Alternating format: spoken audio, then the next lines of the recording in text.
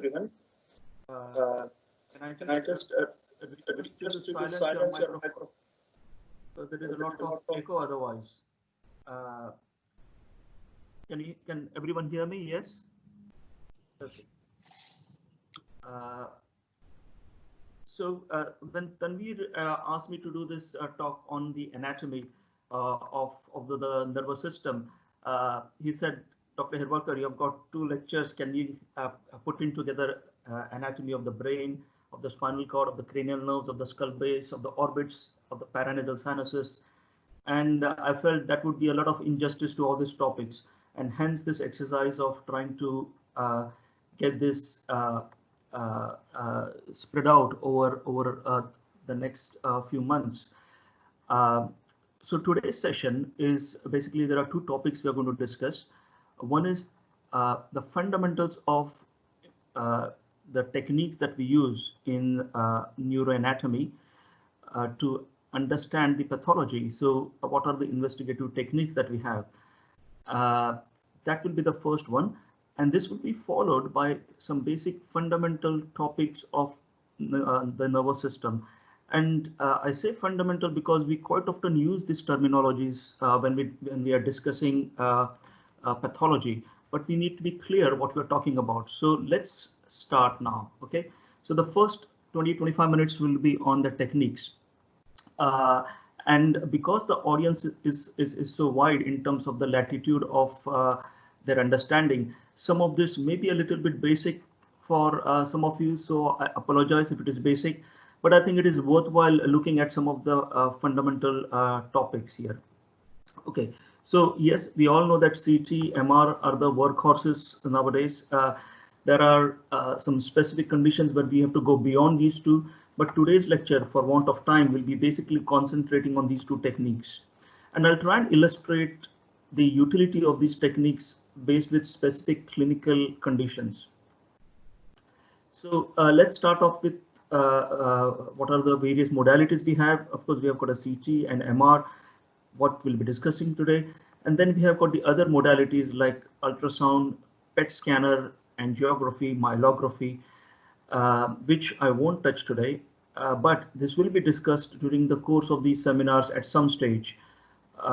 And certainly I will be discussing a fair amount on vascular imaging, basically around anatomy when we talk about vascular imaging techniques.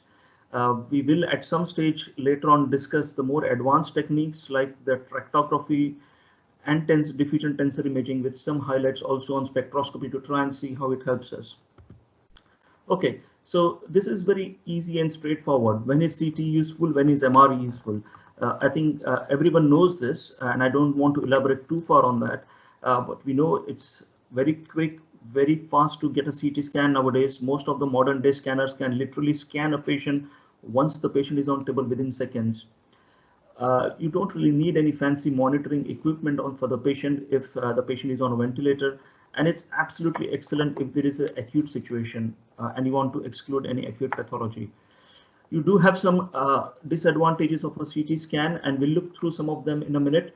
And these are basically due to the resolution of a scanner, because of the artifacts that are generated, and also because of the inherent problems that the CT scanner has in terms of the resolution that it can provide on the grayscale.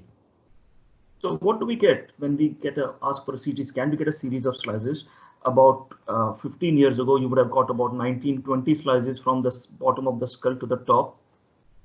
But today, if you see how many images you obtain when you do a CT scan of the brain, it will be about 500 plus images. And that is because we are now acquiring images on much sophisticated scanners, which will obtain images down to 0.625 millimeter thickness or even smaller.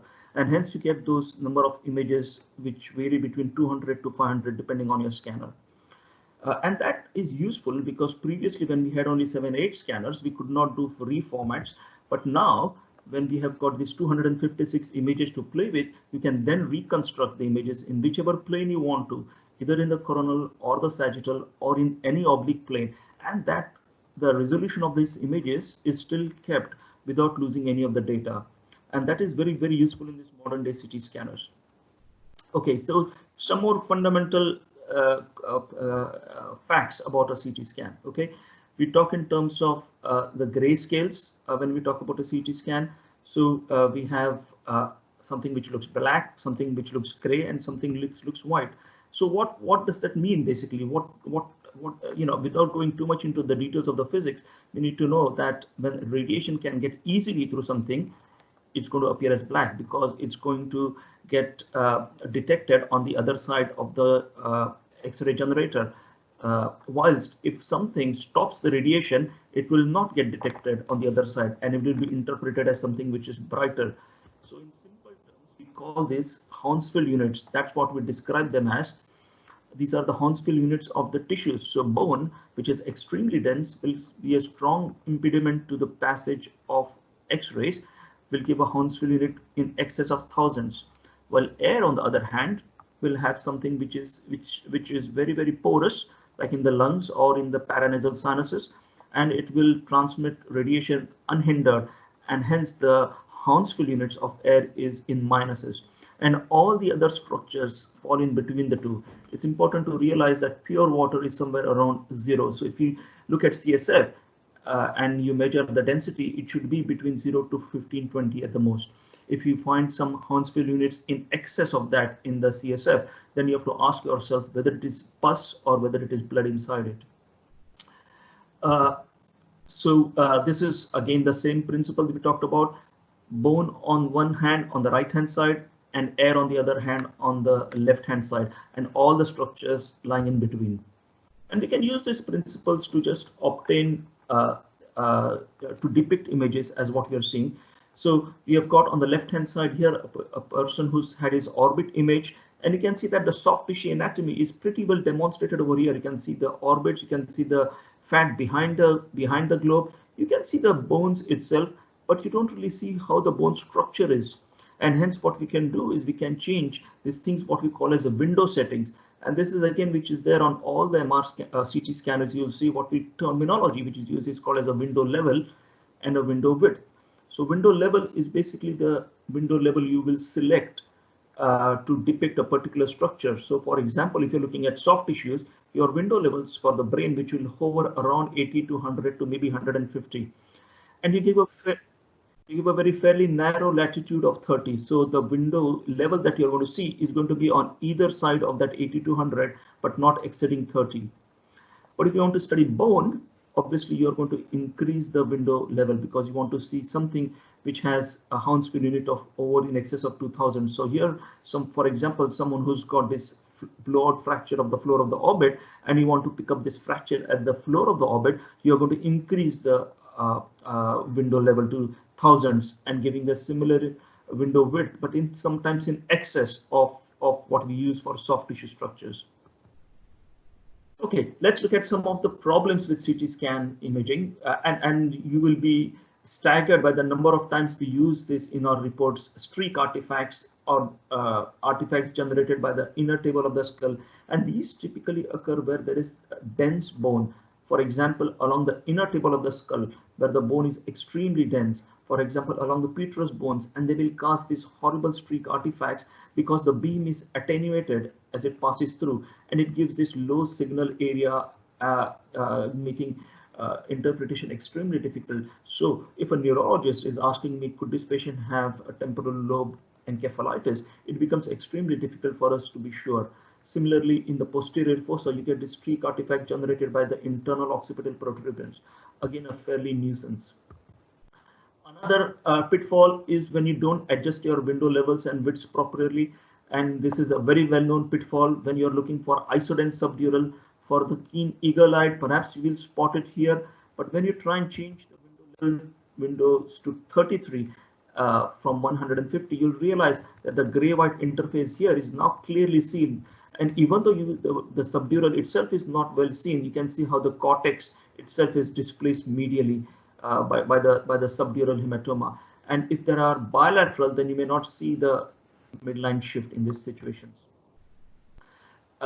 Again, some important things when you're interpreting: make sure we understand the age of the person when you're scanning, and the same scan may have a different implication based on the age of the patient. So the sulcal prominence will get more prominent as you as you get older, as you can see in this scan, with the elderly showing marked cervical prominence, but it's probably okay for a person if they are 75, 80 years old.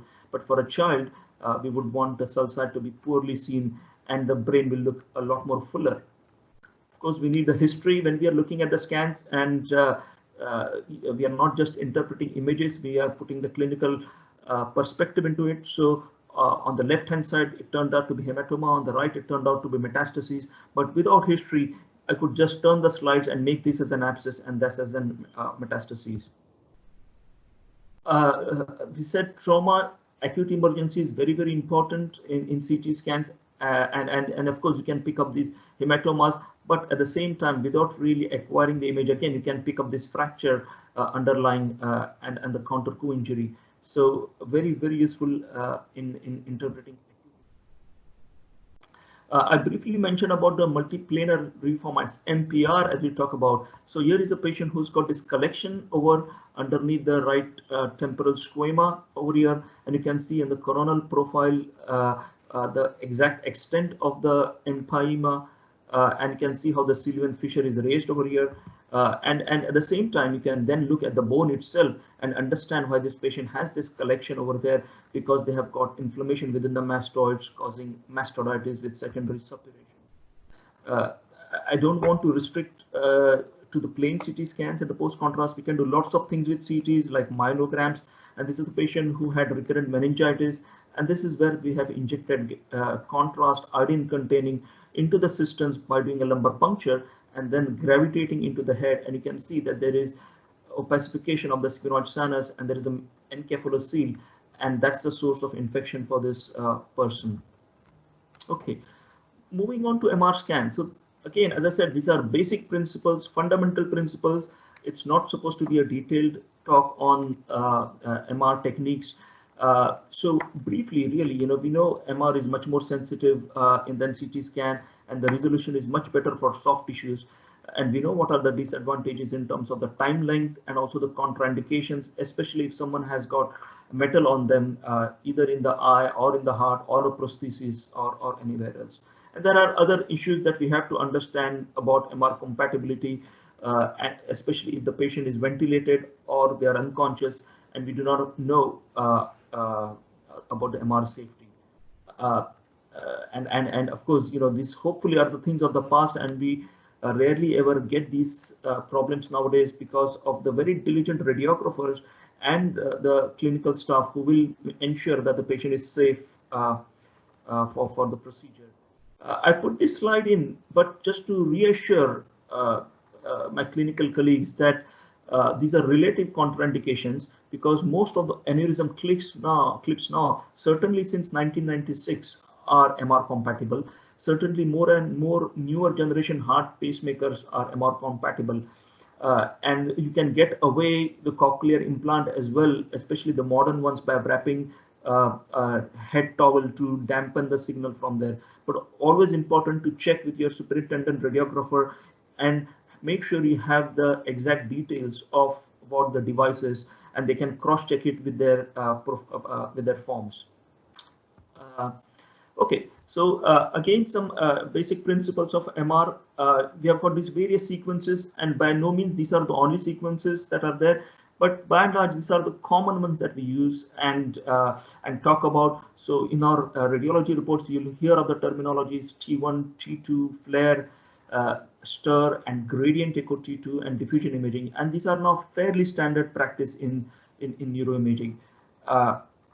And it's just important to familiarize ourselves with what we are talking about when we talk about T1. What does the CSF look like? It looks low signal on T1, and it's bright on T2 weighted sequences. So when you're looking at a scan, try and look for that CSF signal, if it is bright or is it low signal, and similarly try and look for FAT, because that's how we try and distinguish between a stir sequence, which is also a sort of a T2 weighted sequence, which has got a high CSF signal, but because we use fat saturation, it can lower the signal in the fat and hence accentuate any pathologies which are adjacent to the fat.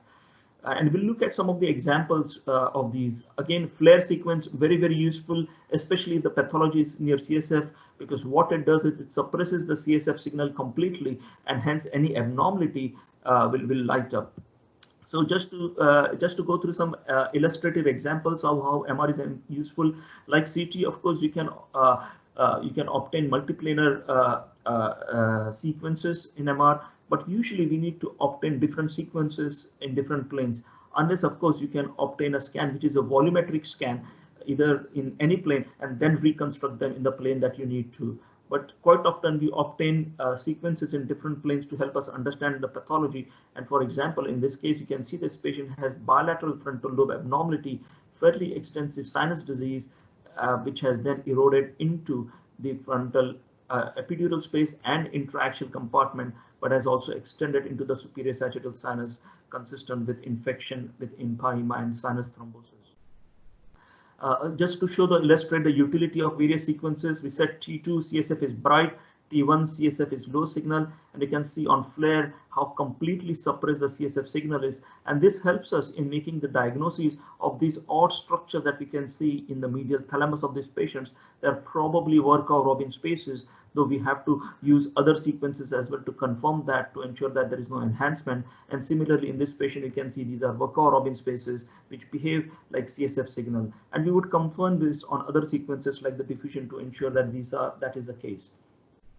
We can characterize what the tissue is. So for example, here something which is expanding the sella over here. This patient has got a very abnormal sella which is expanded with this bright T2 abnormality, and you can see it is extending suprasellar region and also into the subfrontal region. And just by looking at the flare sequence, you can see it's completely suppressing on this fluid attenuation sequence, and hence we know that this is something which is a fluid containing cystic pituitary mass lesion. So you can kind of look at the tissue characteristics. Similarly, over here, this patient has cysticercosis and this cystic abnormality over here on T2-weighted sequences. You've got a very small mural nodule which does not suppress over here.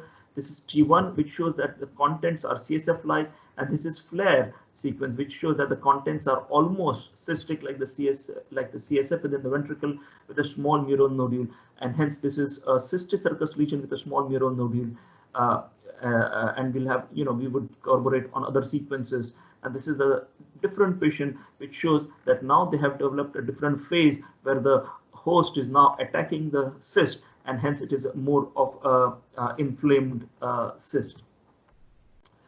And finally, just to show how we can characterize the tissues, here is a patient with a temporal lobe abnormality at the petrous apex over here. This is T2-weighted sequence, and there is something further at the back end of the petrous bone, which is bright on T2, and that's still bright on T1. But the abnormality here at the petrous apex, you can see it's low signal on T1. And this is following contrast, and we can see it enhances. So this abnormality enhances, and this is a fat saturation sequence, and you can see that this does not saturate with fat. It still remains bright. So something which is bright on T1, bright on T2, and does not saturate, does not suppress on fat saturation techniques is a cholesterol granuloma in this particular situation. And this happens to be a patient with a tumor at the petrous apex, which turns out to be a schwannoma. We talked about the multiplanar capabilities of the MR scan, but it's important to understand why it is important to look at images in different plane. So yes, this patient has this white matter spots. She's a 45-year-old lady who came with numbness, and to the experience, of course, you would ascertain that these are actually perpendicular to the ventricular margin over here. But as soon as we acquire the same sequence, the same image in a sagittal plane, flare sequence, you can understand the relationship to the corpus callosum, involvement of the corpus callosum, and how these lesions are actually perpendicular to the corpus callosum, and diagnosis becomes much more easier. This is a patient with demyelination and has multiple sclerosis, and hence the necessity of obtaining the sequences in different. Okay, moving on to the different imaging techniques. A diffusion image, a very standard workhorse now for all MR scanners, very, very useful. It takes less than few seconds, 20-25 seconds to obtain these scans. And it's almost gives you a pathological answer as to what the problem is in most situations, though not in all. So here, this is a patient who has left-sided homonymous hemianopia, and it looks slightly odd because of the way we scan here. If it was seen in the coronal plane, you wouldn't have any hesitation in calling this as an infarct. Of course, even in the axial plane, it's got a very sharply defined margins. But when we employ this diffusion imaging, which has got two components, what we call as the DWI sequence, and this is the ADC map. And again, I don't really want to go into the details of the physics, but when you're interpreting a diffusion sequence, get into the habit of looking at the diffusion sequence as well as the ADC map. The diffusion sequence has to have a B coefficient, so ensure you look at the summarized version of it, which is usually B500 or B1000. And something which has very bright diffusion abnormality and low on ADC map is considered to have a restricted diffusivity, and though not necessarily only seen in stroke is a prime example of it in the right clinical context. And here is another example, a person who came with left-sided third nerve palsy, and normal CT scan would struggle to find this abnormality, as would a standard axial T2 sequence, but on a diffusion scan you would pick up this abnormality. And just to illustrate, this is a patient with cerebrovascular disease with a lot of white matter changes, and this person has presented with new symptoms, and it's very difficult to figure out where is the new stroke. But if we employ the diffusion technique, you will pick up these border zone infarcts, which are kind of difficult to appreciate in this melee of bright T2 signal. Diffusion abnormalities, restricted diffusivity is not just seen in infarction. You'll see also in abscesses. Here is a patient with a drug abuser, and again it's the characteristic appearance of a irregular rounded lesion, fairly restricted diffusivity, and marked perifocal edema. This is if you see something like this, it's important to say that this is very likely to be abscess. There is a possibility it can turn out to be something else like a metastasis, but by and large, if you see such a picture, you have to raise the possibility. And just again to show you the importance of the sequence, over here on the top you have got a patient with a glioblastoma. At the bottom is someone with an abscess. This is the T2 sequence, again a ring lesion with a lot of edema surrounding it. On T2, very difficult to distinguish. On post-GAD, very difficult to distinguish. But as soon as you do diffusion imaging, you have got someone who's got a restricted diffusivity, bright on diffusion, low on ADC, hence an abscess, bright on diffusion, and very heterogeneous on ADC, hence not an abscess. It turned out to be a glioblastoma. It could easily have been metastasis as well. And the same principles of restricted diffusivity, though with different diffusion techniques you can apply at skull base. This is a patient with a cholesteatoma at the petrous apex, and you can see the previous patient that I showed a few slides earlier had actually a similar appalling lesion which was enhancing. This lesion is not enhancing; it suppresses on flare, but you can on post GAD fat saturation technique. But you can see the restriction of diffusion at the petrous apex, and in this context, it's a congenital cholesteatoma. Last few slides to talk about the MR techniques, and some of this will be repeated, and I'm not really going into too much detail. When we discuss cranial nerve imaging, we'll see a lot of these examples. So these are high resolution, thin section T2 images, and there are various names to this sequence based on which scanner you have. There's a Fiesta, the Sys sequence, and these are excellent to highlight any abnormalities within the CSF spaces, not just within the posterior fossa, but also in the supratentorial space. As it happens, this patient has a left-sided intracanalicular tumor. You can see the internal auditory canal on the right side.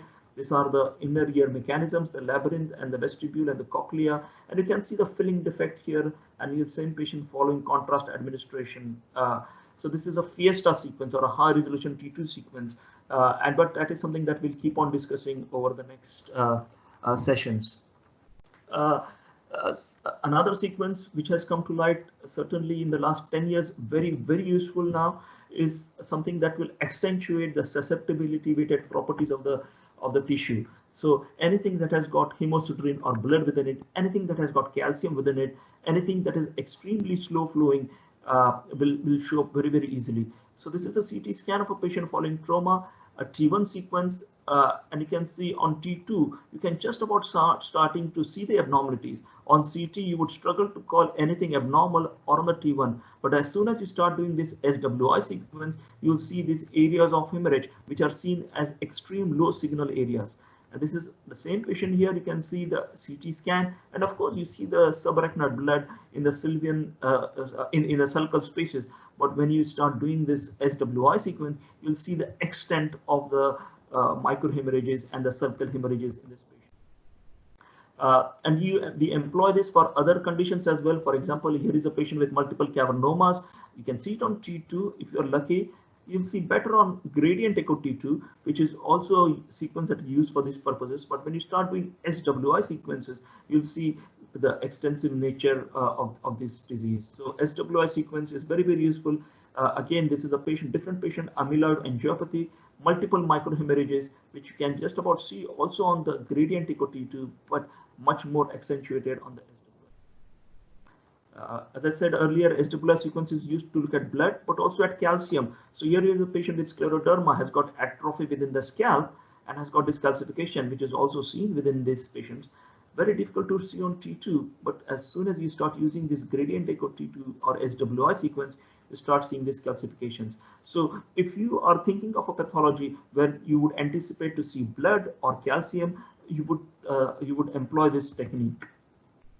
And finally, really, in terms of techniques, we use this fat saturation technique to suppress the fat, not just for T1, but also for T2 weighted sequences. So here is a coronal T2 through the orbit over here. You can see the muscles, you can just about see the optic nerve. There is a bit of the globe that you can see at the back, and all of this is fat. And when there is so much abundant fat, the pathology is difficult to appreciate within the nerves.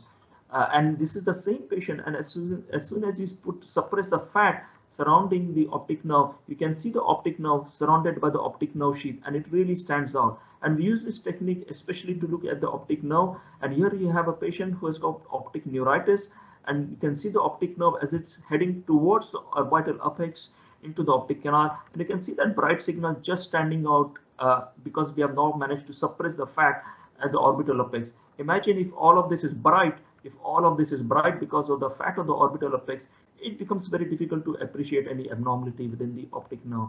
And you can use the same fat saturation technique after for T1 when you give contrast. So this is a left side which is normal, and you can see the enhancement within the optic nerve following contrast. But you have to suppress the fat. I'm not going to spend too much time talking about vascular imaging. It's going to be a special talk later on during the course, but it's important to realize that when we are talking of vascular imaging, we have to understand that we are going to look at the lumen of the artery when we do the angiography sequences. And you can see that the narrowing of the right middle cerebral artery over here as compared to the left. But sometimes you have to understand that the pathology is actually within the wall of the artery. For example, in this patient who's presented with a right-sided basal ganglia stroke, has actually the abnormality, inflammation within the wall of the artery, causing vasculitis, leading to this perforator infarction within the basal ganglia. So we have to give contrast for these situations, and contrast is very useful for all these purposes when you're looking at tumors, infection, inflammation, in follow-up of these cases, and for any meningeal disease, very, very useful. It's going to be very difficult on standard T2 or CT to look at meningeal disease. So this is a patient with tuberculosis, and you can see these small granulomas which are scattered along the meningeal, along the circle of Willis at the base of the brain. So if you're suspecting meningeal disease, very important to give contrast. And to really conclude that, CT and MR don't always compete. They quite often complement each other as well, especially when we come close to the bones. So for example, here is a patient who's got a right-sided ear discharge and 6-nerve pain and facial pain, and has got 6-nerve palsy. And it's obvious that the pathology is within the mastoid air cells. We have lost the normal air within them, and there is some high signal also at the petrous apex, which we can see on the T1 weighted sequences over here. This is the normal T1 sequence with air within the petrous apex. This is the abnormal petrous apex, which has got fluid, which is abnormal. You can see the carotid artery standing out, and you can see some enhancement around the petrous apex. But when you do a CT scan, you can see the normal cortical outline on the left side, and you can see how the cortex has been eroded. So this is the person has inflammation, infection at the apex of the petrous bone, with secondary features affecting the sixth nerve, because we know that the sixth nerve, in trying to reach the cavernous sinus, has to go over the petrous apex through a small canal, the Dorellos canal. The facial nerve is going to be very close over here, because this is where the Meckel's cave resides, and hence that would explain why the patient has sixth and fifth nerve involvement. Again, another example where CT and MR will complement each other. This is an unfortunate girl who has neurofibromatosis type 1. She presented with acute paraparesis, and she has this spinal stroke. You can see it on diffusion imaging. But a CT angiogram shows us why she has the stroke, and you can see the dissecting aneurysms that she has, the degree. So this is the aorta, and you can see how the aorta becomes stenotic at that level, and you can also see the areas of infarction within the kidney that she has. So CT and MR can complement each other. So I hope I have shared with you, what are the basic fundamentals of imaging sequences. As a minimum, we should be having the T2, T1 flare and diffusion. Wherever you suspect, you should add in hemorrhage. You suspect hemorrhage or calcification, or someone with stroke, you have to add in a gradient echo T2, also labeled as T2 star or SWI sequence. We have to use gadolinium for these purposes, where we are looking for tumors, infection, inflammations, meningeal disease, but more so when we are following these patients. We did look at some cases where we employed the Fiesta or the high resolution T2 sequence, and also the fat saturation sequences.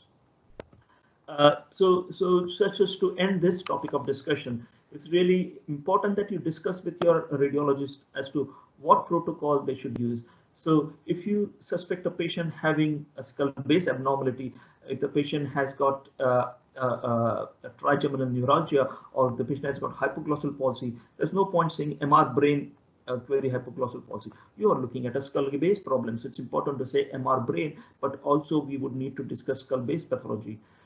So your clinical request, if it's more explicit, then the imaging can be appropriately targeted. CT is excellent. We have seen that now, and you all know that how good it is in the acute stages, especially to evaluate pathology adjacent to a bone. MR is better for tissue characterization, and we know the drawbacks of MR scan as well as of the CT scan.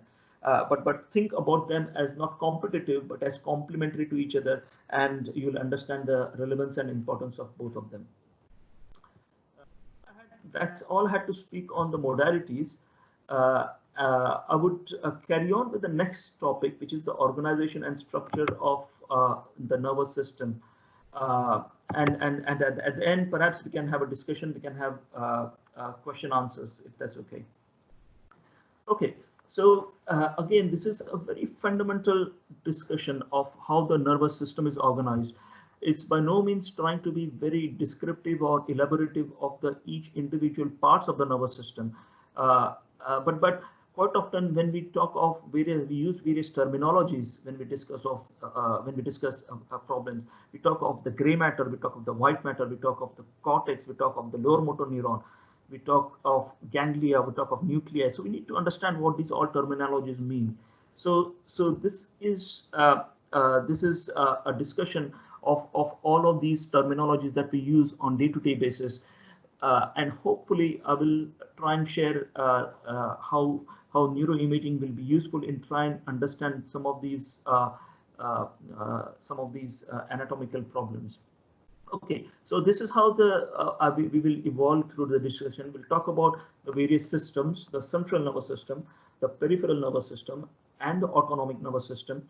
We'll see how these systems are organized. We'll try and understand some of the terminology that we use and try and illustrate anatomical principles, but I'll use some of the clinical cases to highlight them. Okay, so what are the basic divisions and functions of the nervous system? So we have got the information system, which is collected from the outside, from the environment or through our body, and that gets passed towards the brain or the spinal cord. So that is the peripheral nervous system. Easy. That information then gets processed, analyzed, compared based on our past experiences, and that is where the central nervous system with the higher functions will comes into play. It may or may not generate a decision, and it may or may not have an output, the motor output, which may be moving your hand towards the teacup, which may involve lacrimation if you're watching a very sentimental movie, or it may involve a secretion of saliva if you're eating something delicious. So the motor function can be any of those, and this again. Sorry, can you silence your microphone, please? Thank you. And finally, we have the autonomic nervous system, which is working autonomously, which is automatically, which does not have our voluntary control, as opposed to some of the motor functions. So let's look at the central nervous system.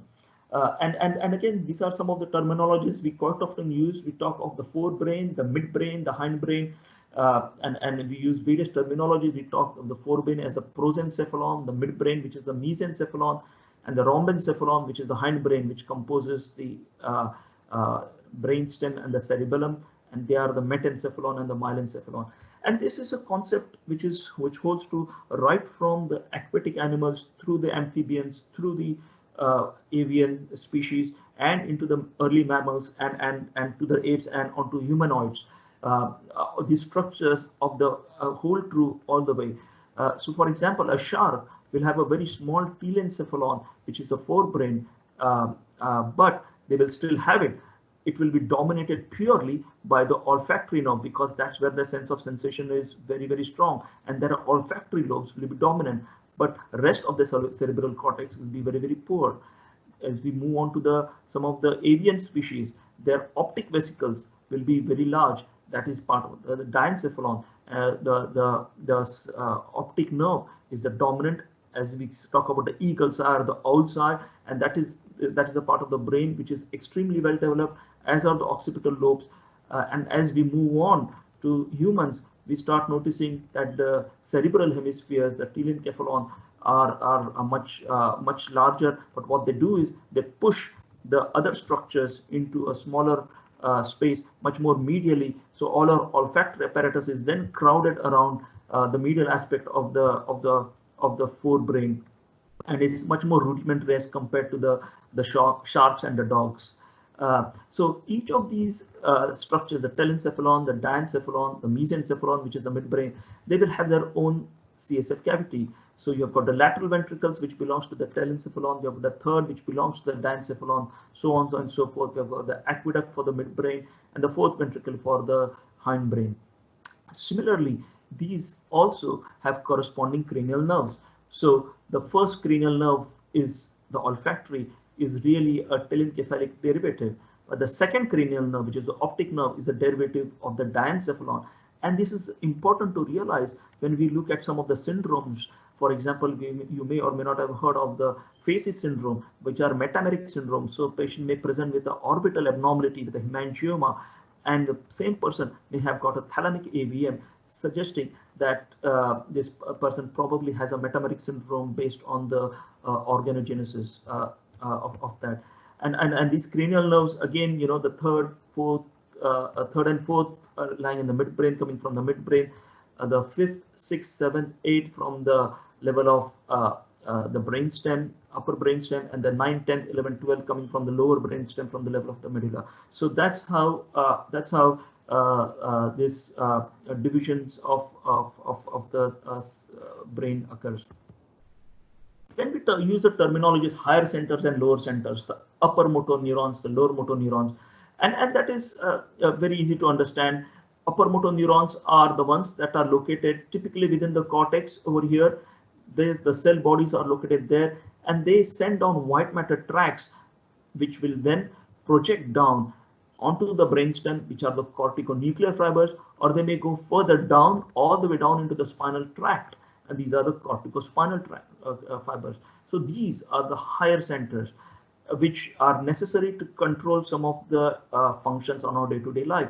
But there are other centers which are located at the level of the spinal cord or a level of the brainstem, which can generate autonomic responses like reflexes from our jerks. For example, a reflex when you touch a hot object, for which we necessarily don't need to involve the higher centers.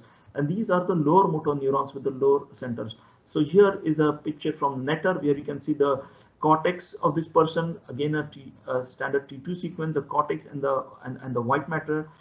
So these are the upper motor neurons, and then you have the lower motor neurons, which are the nuclei within the brainstem and the anterior horn cells within the spinal cord. So this is again a diagram from Netter showing the abducens nucleus, the facial nerve nucleus, and the facial nerve fibers which track around, and again grammatic representation over here of the abducens nucleus and the facial nerve nucleus.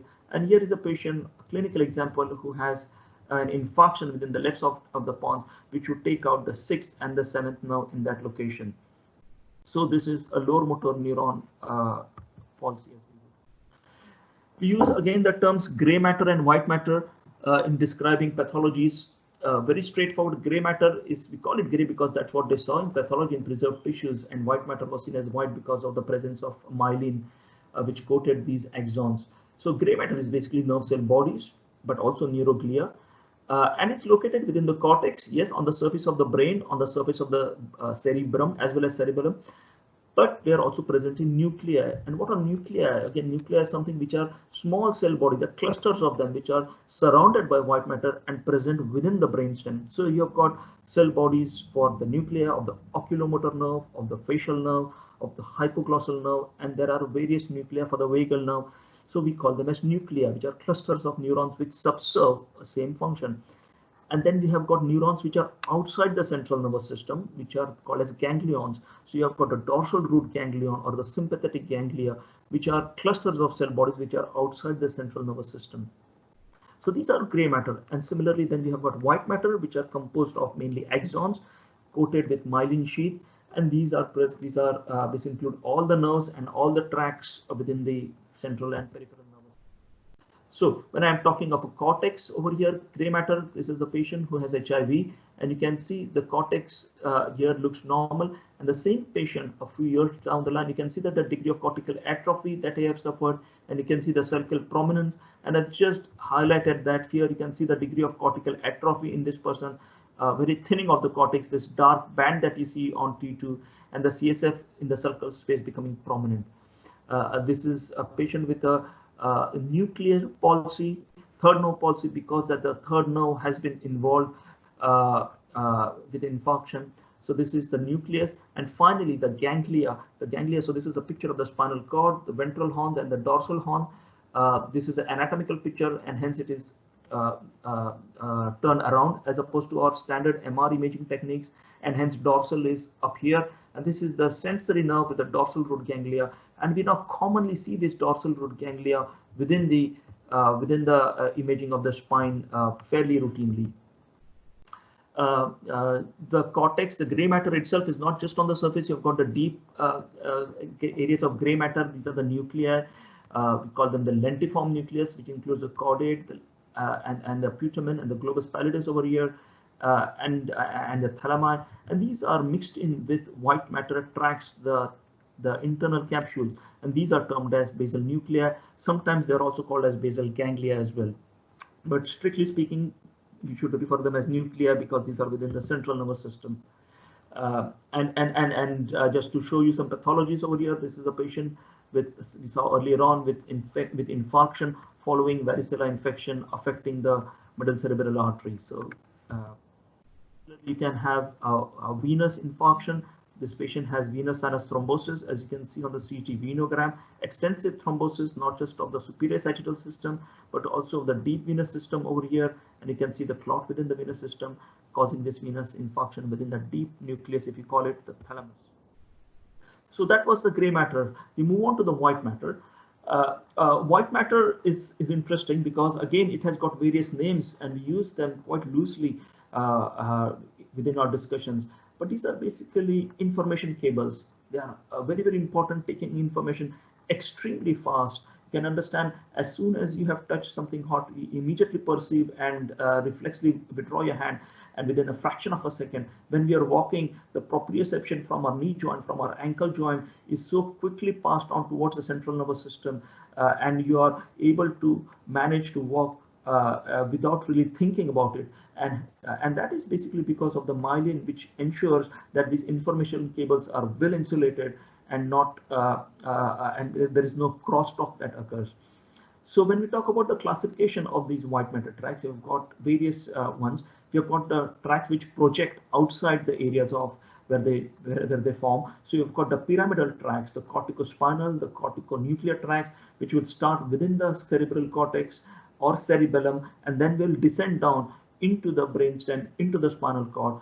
Or you have the long ascending tracts, which are the fasciculus cuneatus and gracilis, which will start much more peripherally as nerve endings, and then climb up along the spinal cord and reach through the brainstem into the thalamus and into the somatosensory cortex. So these are the long tracts, also called as the projection fibers. Then you have got commissural fibers, and these are basically which connect to hemispheres. So the biggest of them, we know the Copus Callosum, but there are smaller ones, the anterior commissure, the posterior, the habenular, the hippocampal commissure, the interthalamic adhesions. Then we have got the association fibers, which basically associate different regions within the brain, usually on the same side. So you've got the U fibers, which will connect adjacent gyri within the brain. You've got a long association fibers between the frontal lobe to the occipital lobe, the occipital to the temporal, or the frontal to the temporal lobe. And these fibers, now we can actually map them out, and these are some images from diffusion tensor imaging.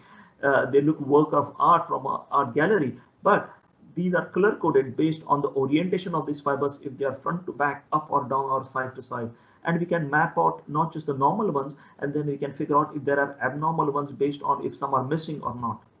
So here is an example of a projection fiber here, a corticospinal tract starting from the cortex, going down the internal capsule through the brainstem, and then the anterior and the lateral corticospinal tract. And here is a patient with multiple sclerosis, and you can see that tract highlighted because it has lost its normal myelin. This is a patient who's had a infarction within the corona radiata, and you can see how they have developed Wallerian degeneration downstream of that infarction along the corticospinal tract. So these are nothing but projection fibers within the corticospinal. And as I said, this diffusion tensor imaging is useful. This is a paper from AJNR, and you can see in patients with diffuse injury, you can see the interruption within these fibers, confirming the injury itself, the sequelae of injury, even though sometimes you may not be able to appreciate them on standard imaging.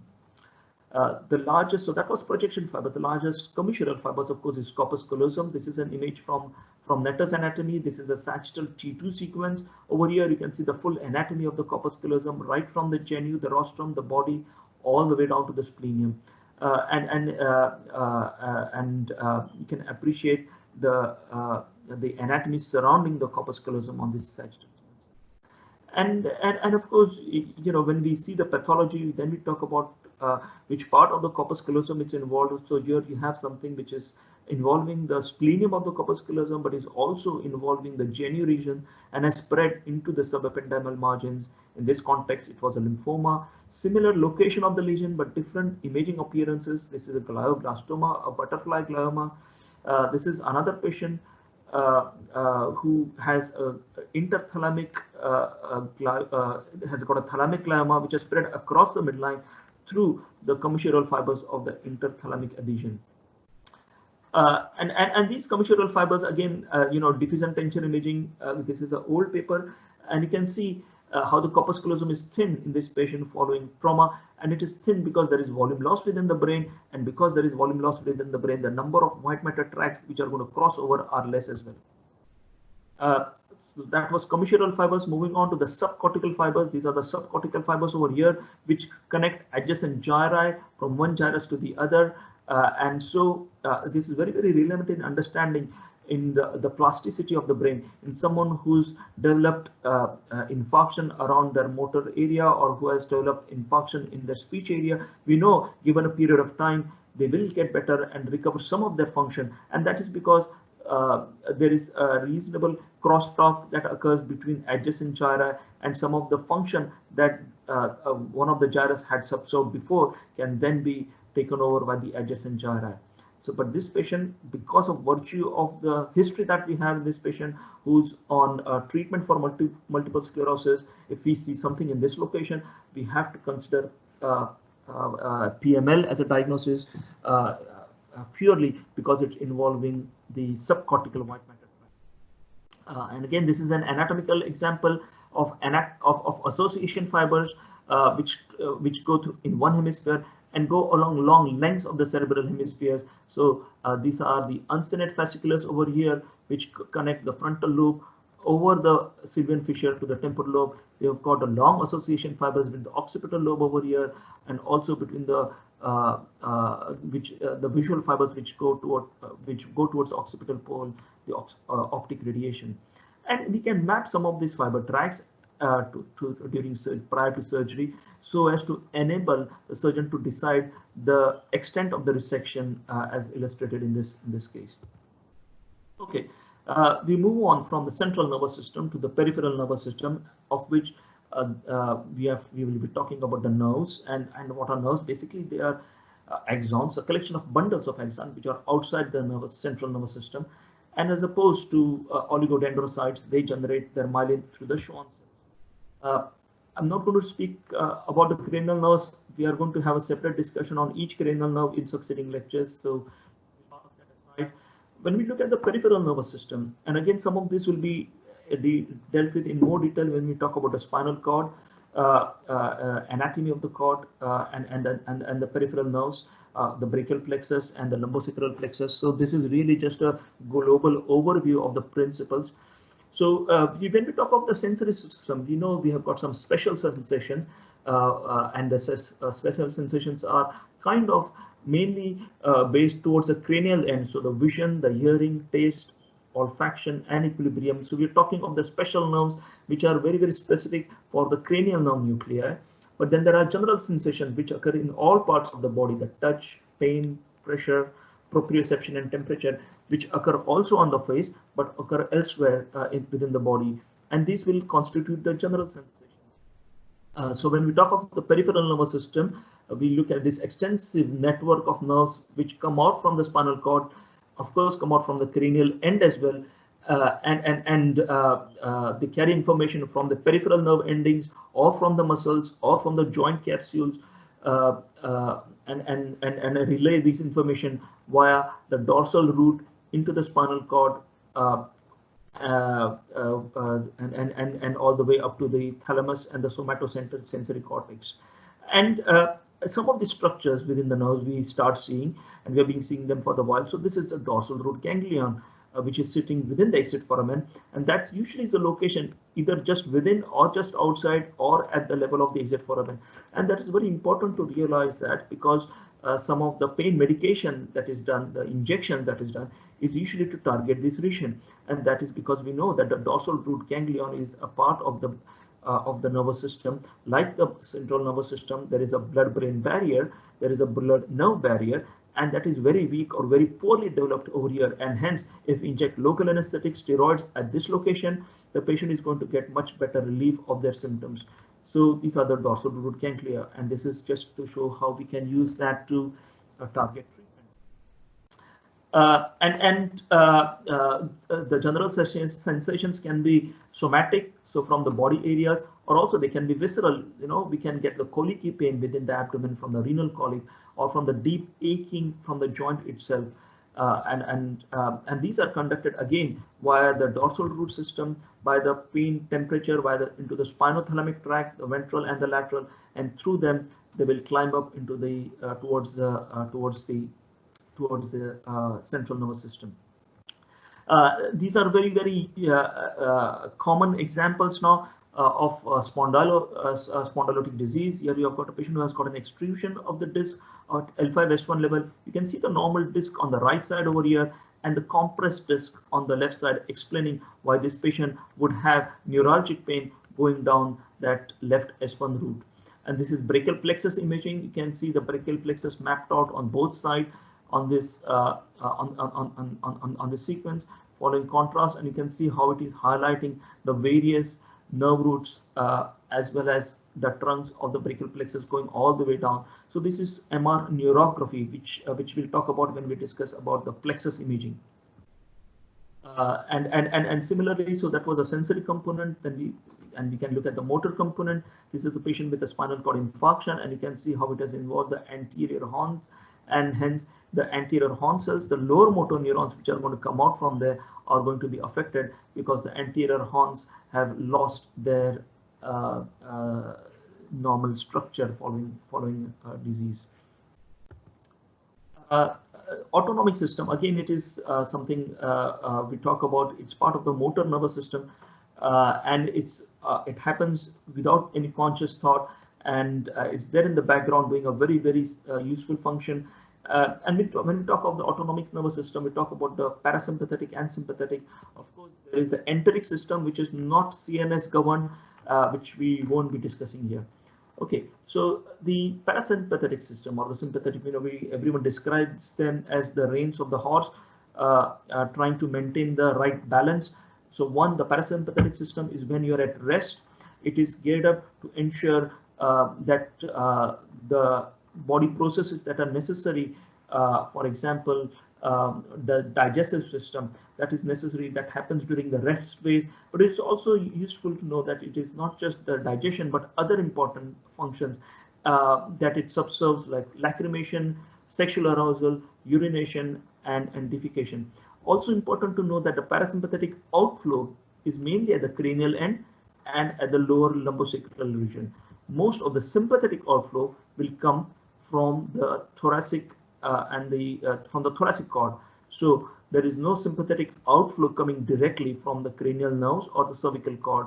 It comes via the intercostal nerves or the lumbar nerves. And the sympathetic system, of course, is geared up towards ensuring that the body is capable of reflexly trying to deal with any sources of danger. And it will ensure that we have got enough glucose by secreting glucose.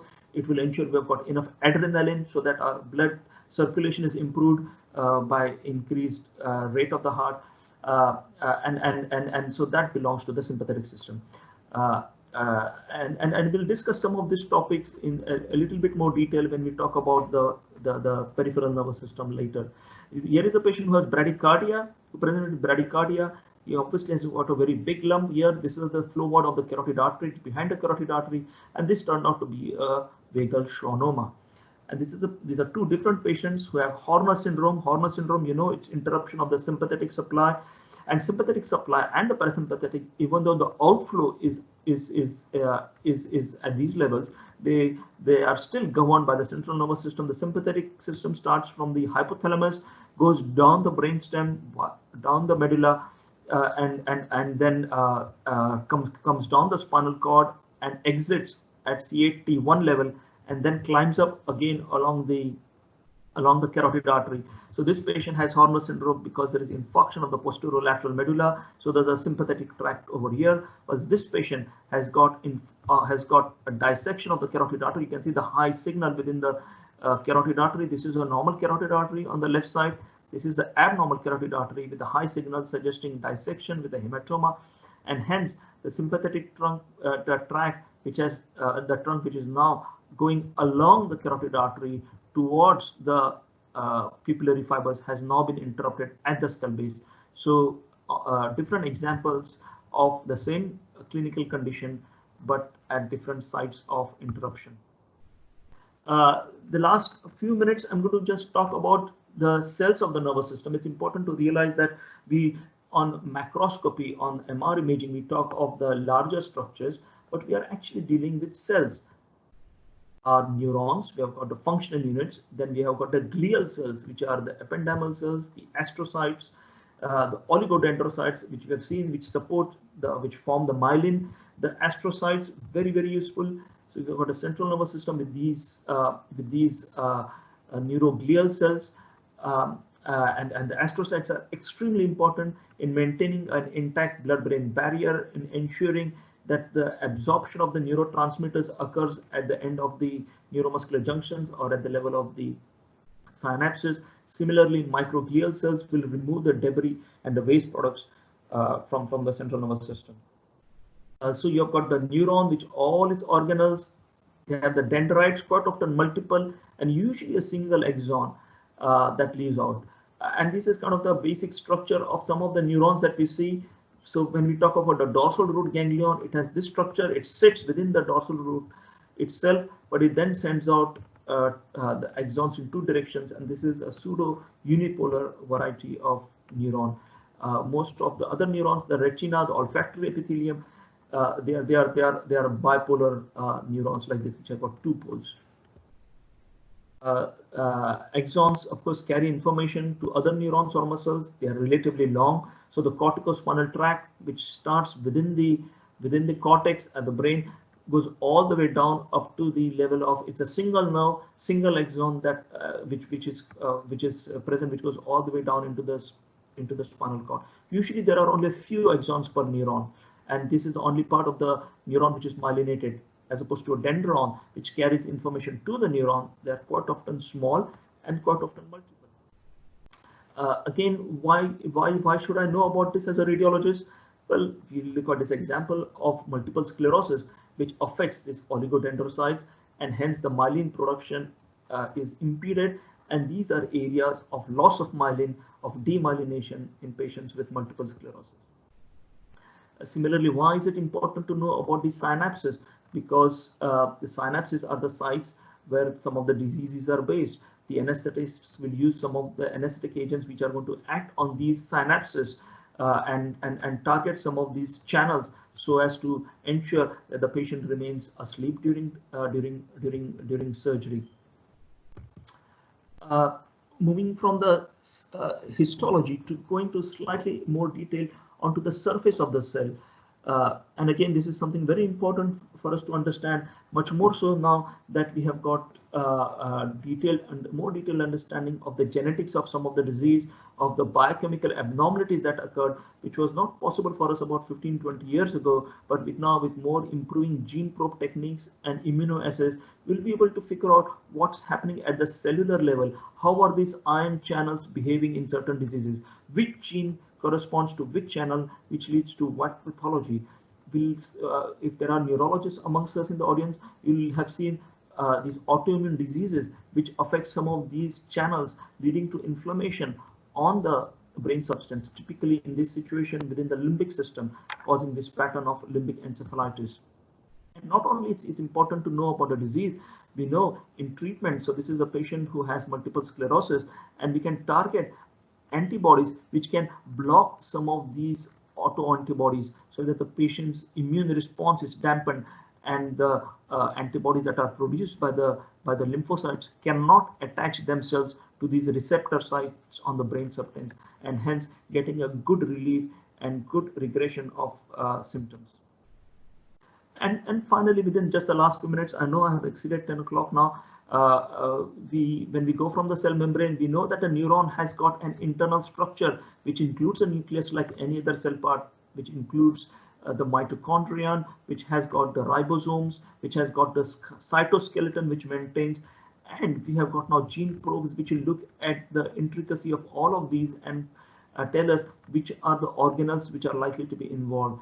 So for example, here this is a patient who has got a mitochondrial cytopathy, which is related to abnormal functioning of the mitochondria in this patient, and has given rise to these various areas of infarction. So these are metabolic infarcts in the patient, different vascular territories, different parts of the brain, mainly affecting peripherally the cortex. So this helps us in understanding what is happening at the biochemical level. Okay, just my last slide now, and thank you for listening through to me. I just want to share with you what I have learned from all of these, from my past experience of being in radiology and neuroradiology. We have to learn to speak that language, and anatomy is that language which we all understand when we are discussing neuroimaging, and we have to learn it, and we have to keep on rehearsing it amongst ourselves. It's important to understand the gross structure, of course, but it is also important to understand how it is formed. And for us to be able to understand how it is formed, we have to understand how it has evolved. So what I'm talking is we should be able to understand the embryology, to understand the evolutionary embryology of that organ. And then we will be able to understand what is wrong, either developmentally or as an acquired process. So have to keep on challenging ourselves to evaluate the anatomy at the cellular level, at the biochemical level, molecular level, so that we understand what is happening at that macroscopic level. And in all honesty, to seek the answers, we have to go beyond our chosen subject. So sitting in the confines of my radiology office, it's very difficult to understand this. We have to pick up the phone, speak to the geneticist, speak to the biochemist, speak to the immunologist to try and see whether we can get an answer to these some of the queries. And I think I'll stop there. As I said, this was a very brief overview of the nervous system, but we will have a much more detailed discussion of varying topics as we go further in these seminars. Thank you.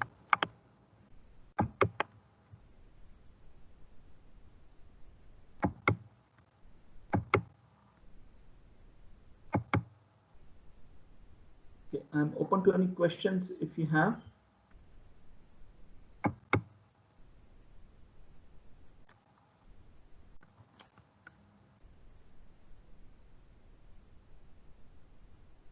Amit, can you hear me? Thank you. This was really wonderful. I just got, it's Tatiana, I just got a question about remyelination, because obviously we use the black holes to predict damage following demyelination, but is there anything that we could use in the imaging modality to predict repair of the damaged tissue or remyelination? Is there anything that could help us to know how is the patient going to do long term? So you're talking specifically in terms of demyelination, and I think there are two important lines of inquiry which are addressing this issue, Tatiana. One is to understand the brain volume itself and do volumetric imaging, where you can actually see the thickness of the cortex and use automated software which will help us determine if there is any volume loss or in fact there is volume regeneration. And there are cases where we can actually appreciate better the degree of volume loss if it is done as automated as opposed to something that we eyeball itself. In terms of assessing remyelination, this is where again this is experimental, and this is to do with that where we would look at the relaxometry of the white matter tracts. We see how easily or how difficult they relax, and to try and look at their ADC values. So this is then going into a territory where we are actually putting constructive numbers and to these and giving a parametric number to these factors. But this is still at an experimental stage, Tatiana. Volumetric imaging is possible to try and replicate the measurements of the ADC values and of the relaxometry properties of the white matter is still at an experimental and not commercially available. Thank you very much. We just need to make sure that our patients will stay still in the scanner and be exactly in the same position in the future when they're going to be rescanned. Thank you. Absolutely. So Amar has asked, is SWI same as gradient echo in detecting microhemorrhages? Both are used for similar purposes, but gradient echo has been superseded by SWI sequence in many situations because it is much more sensitive, and not just for hemorrhages but also for calcification and also for slow flowing blood. So if you see a patient with acute stroke who may not necessarily have completely evolved the stroke, you'll see the slow flow better on a SWI sequence than on a gradient echo T2. But quite often some scanners may not have SWI, or the radiographer may just choose to employ a gradient echo sequence unless if you specify SWI as a sequence that you want.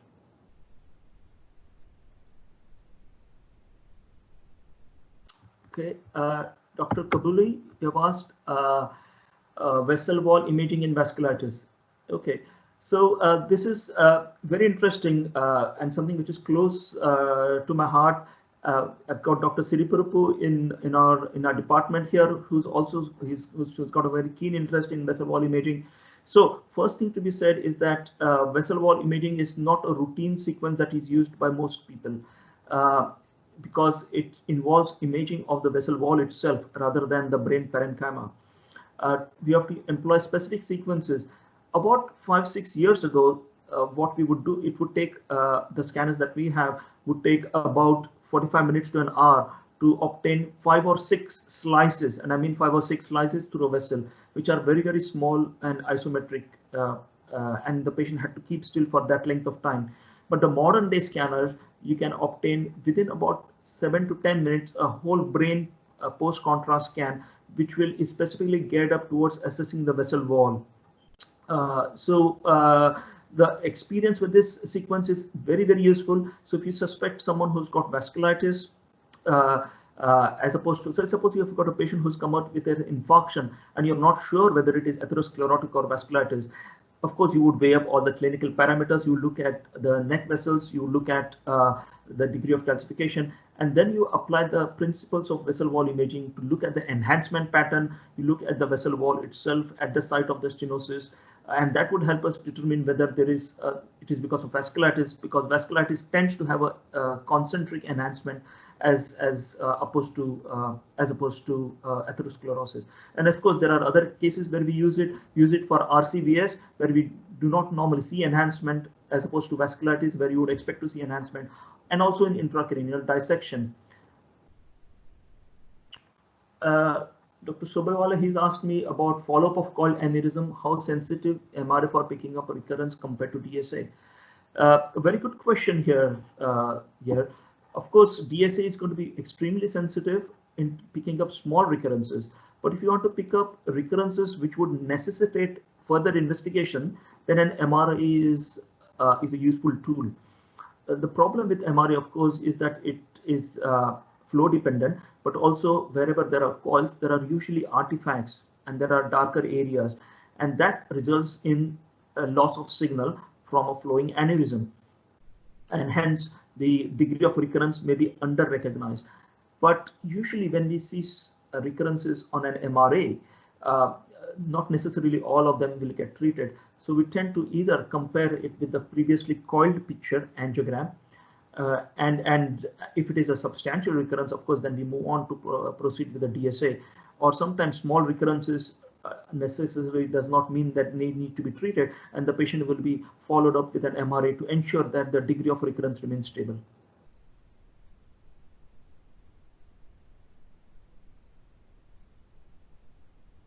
Okay.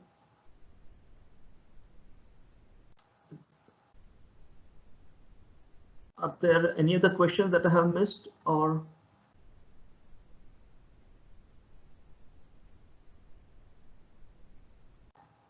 Okay, if there aren't, then I'll thank you, and we'll carry on next week with these discussions. Thank you for joining me on Sunday morning. Bye-bye.